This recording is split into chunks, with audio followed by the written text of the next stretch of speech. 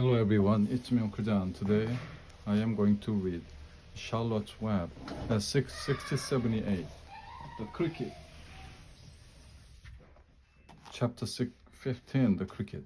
The crickets sang in the grasses. They sang the songs of summer's ending, a sad, monotonous song. Summer is over and gone, they sang, over and gone, over and gone. Summer is dying, dying. The crickets felt it was their duty to warn everybody that summertime cannot last forever.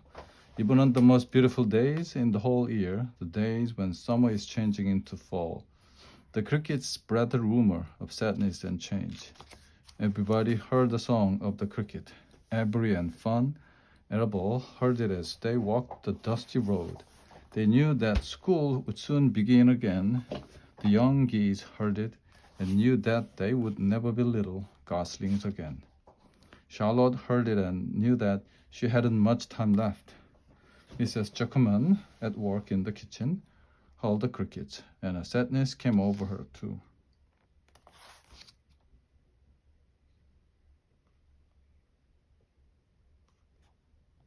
Another summer gone, she sighed. Lurby, at work, building a crate for Wilbur, heard the song and knew it was time to dig potatoes. Summer is over and gone, repeated the cricket. How many nights till frost? Sang the cricket. Goodbye, summer, goodbye, goodbye. The sheep heard the cricket. They felt so uneasy, they broke a hole in the pasture.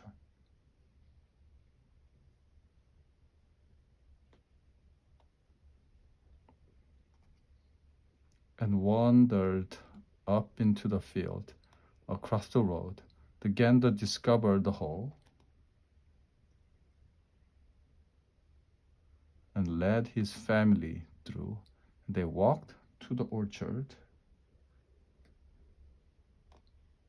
and ate the apples that were lying on the ground.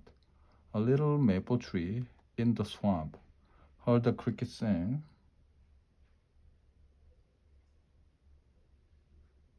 Song and turned bright red with anxiety. Wilbur was now the center of attraction on the farm.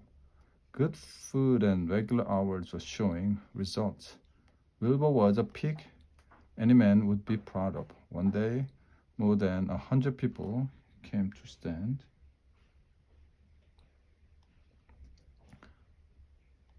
at his yard and admire him. Charlotte had written the word radiant, and Wilbur really looked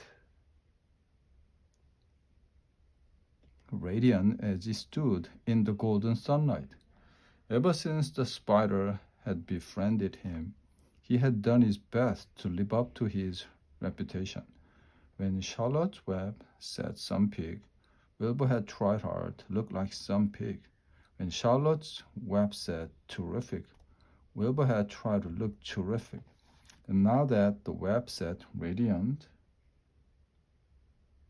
he did everything possible to make himself glow. It's not easy to look radiant, but Wilbur threw himself into it with a will.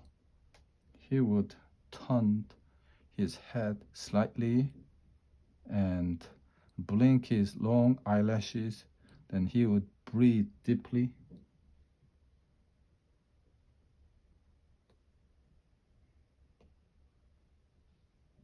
And when his audience grew bored,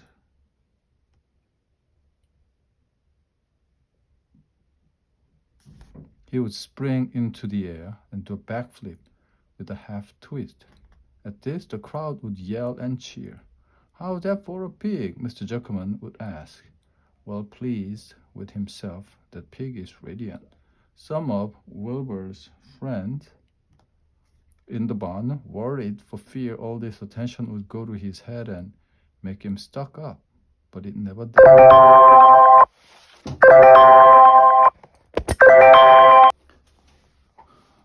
Some of Wilbur's friends in the barn worried for fear all this attention would go to his head and make him stuck up, but it never did. Wilbur was modest, fame did not spoil him. He still worried some about the future, as he could hardly believe that a mere spider would be able to save his life. Sometimes at night, he would have a bad dream. He would dream that men were coming to get him with knives and guns. But that was only a dream. In the daytime, Wilbur usually felt happy and confident. No pig ever had truer friends, and he realized that friendship is one of the most satisfying things in the world. Even the song of the cricket did not make Wilbur too sad. He knew it was almost time for the county fair, and he was looking forward to the trip.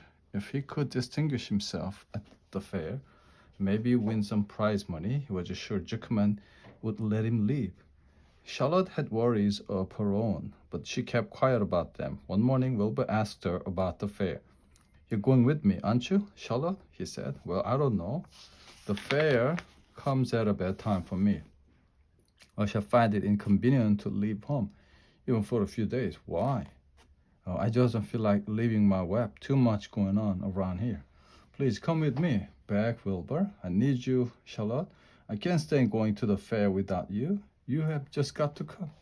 "No," said Charlotte. "I believe I better stay home and see if I can get some work done." "What kind of work?" "Egg laying. It's time I made an egg sack and filled it with eggs." "I didn't know you could lay eggs," said Wilbur in amazement. "Oh, sure," said the spider. "I'm versatile." "What does versatile mean? Full of eggs?" "Certainly not. Versatile means I can turn with ease from one thing to another. It means I don't have to limit my activities to spinning and trapping and stunts like that. Why don't you come with me to the fair grounds and lay your eggs there?" pleaded Wilbur. "It would be wonderful fun." Charlotte gave her web a twitch and moodily watched it sway. "I'm afraid not. You don't know the first thing about egg laying, Wilbur. I can arrange my family duties to suit the management of the county fair. When I get ready to lay eggs, I have to lay eggs, fair or no fair. However, I don't want you to worry about it. You might lose weight. We'll leave it this way. I'll come to the fair if I possibly can." "Oh, good," said Wilbur. "I knew you wouldn't forsake me just when I need you most." All that day, Wilbur stayed inside, taking life easy in the straw. Charlotte rested and ate a grasshopper. She knew that she couldn't help Wilbur much longer. In a few days, she would have to drop everything and build a beautiful little sack that would hold her eggs. The end.